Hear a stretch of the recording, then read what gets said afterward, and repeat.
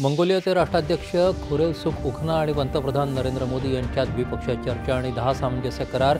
Mongolian नागरिकांना मोफत E-visa देण्याची भारताची घोषणा.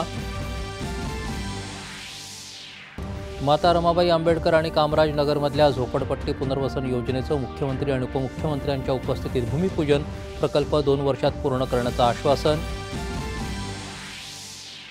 सर्व पात्र गावांना सामूहिक वनहक्क द्यावेत, तसंच जंगल नसलेल्या मात्र 50% अधिक आदिवासी लोकसंख्येच्या गावांचाही पेसामध्ये समावेश करावा. अजित पवार. महाराष्ट्र बांबू उद्योग धोरण 2025ला राज्य मंत्रिमंडळाची मंजुरी. 50,000 कोटी रुपयांची गुंतवणूक, 5 लाख रोजगार निर्मितीची अपेक्षा.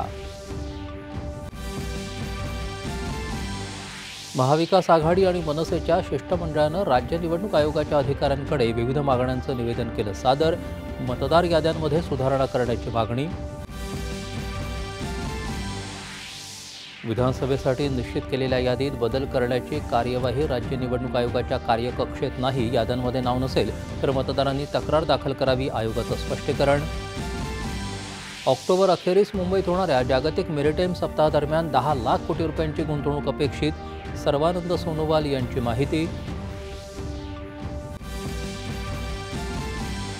अमेरिकेच्या आयात शुल्कानंतरही भारताचा विकासदर वेगानं वाढणार. आंतरराष्ट्रीय नाणेनिधीनं 6.6% दिला सुधारित अंदाज.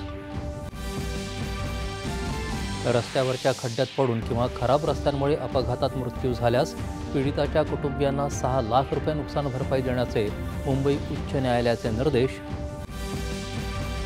आणि दिल्ली इथं झालेल्या दुसऱ्या क्रिकेट कसोटी सामन्यात भारताचा वेस्ट इंडिजवर 7 गडी राखून विजय.